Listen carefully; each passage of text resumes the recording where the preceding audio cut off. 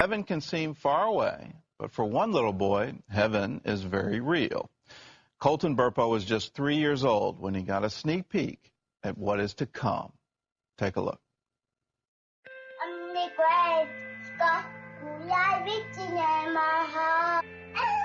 How old are you today? 3. And what is your name? And where do you live? In Nebraska. Who's your mommy? Sonia. Who's your daddy? Daddy. Popo. Who's your sister? Cassie. That was 8 years ago. Looking at Colton now, you would have never guessed that he almost died in 2003. His father, Todd, tells about Colton's near-death experience in the book, Heaven is for Real. And he started throwing up into the toilet, you know, and at first we're like, okay, he's got the stomach flu, because the doctor said it was going around. Colton's condition only got worse as days passed. His doctor discovered his appendix had burst. An infection was spreading in his body. Time was running out. And we knew we were in bad shape when they said, well, you need to come out to the hallway. They separated us from everyone else, and then someone came to us and started talking to us that we got to have surgery on your kid. It was tough. Seeing your boy be lifeless when he was a very vibrant child. And it was at that moment that we were looking at each other. I remember my wife holding Colton in that hallway, just us. He's not even moving. We went to the surgery prep area, and I remember them hauling him away and him just yelling at me, Daddy, don't let him take me. Daddy, don't let him take me. And I went back to the pre-op room where we had left some stuff, and I was finally alone, shut the door, and I just broke down and I was mad at God. I just was frustrated, fed up. And I remember telling him, I said, God, after all I've done for you, and now you're going to take my kid? This is how you treat your pastors? And I was calling our prayer chain. I was calling anybody that would be on the other line to get Colton on the prayer chain because it was bad. We were there in the waiting room for an hour and a half, maybe. Then I remember the nurse coming out. Is Colton's daddy out here? I'm like, yeah, well, Colton's in recovery and he's screaming for you. And I'm sitting there with him.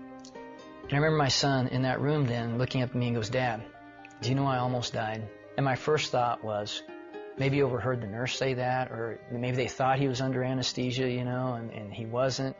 But it wasn't till 4 months after we got out of the hospital that we finally listened to our son. And that's where I got to see heaven. No, Jesus and some angels came and flew me up to heaven. And I said, so Colton, what did Jesus look like?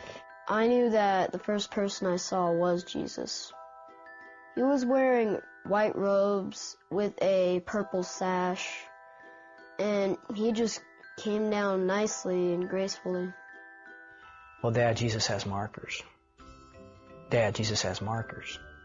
I didn't know what he meant, so I finally asked the right question. Colton, where are Jesus' markers? And he drops his toys down, and he stands up, and he just points, Dad, they were right here. He takes his fingers, points to the palms, then he bends over and touches the tops of his feet and looks up to me. That's where Jesus' markers were, Dad. When I was in the throne room of God to start with, so I got to see what that looked like. I was upset because I didn't know what was happening. What God did is he used people or things that I liked to calm me down. From there on, I felt better. And one day we're traveling together, and he looks up at me and, Dad, you used to have a grandpa named Pop, didn't you? I'm like, yeah, he's really nice. Really?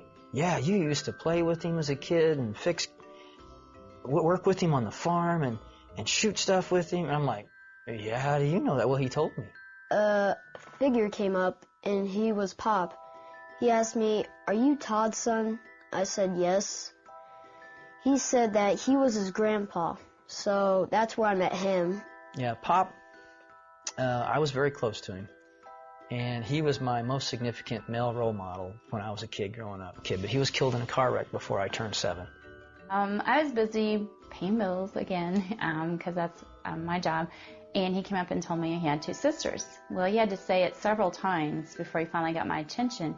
And finally, I put myself down and looked at him and says, "What do you mean you have 2 sisters?" "No, I have 2 sisters. You had a baby die in your tummy." And I just looked at him like, "Well, how do you know you have 2 sisters?" "Well, she told me." And then he proceeded to describe her. She looked like Cassie, but she had brown hair. And first time when she saw me, she just came up and hugged me. We knew if this was true because he said, "She kept hugging me. She wouldn't stop hugging me, Mom," and I didn't like that. Well, I'm not really the hugging type. I had miscarried the weekend of Father's Day weekend, which made it even rougher. And we thought we'd dealt with it. We'd gotten over, we accepted that the baby had died. But when he said he had 2 sisters, I think I was in shock first and then trying to realize, what is he telling me? And so I knew that he had seen her, and after he described her, and he says, she's just waiting for you guys to come to heaven. You know, as we talked about heaven and he was telling me all these wonderful details, I just felt like I had to ask him, did he want to come back? I knew that I was leaving heaven because Jesus came to me and said, "Colton, you need to go back."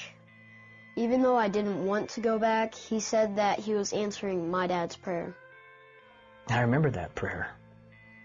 That irreverent, that disrespectful, screaming at God prayer. I was like, he's answering that prayer? Today, Colton is a healthy 11-year-old and shares his heavenly journey with boldness. I learned that heaven is for real, and you're going to like it.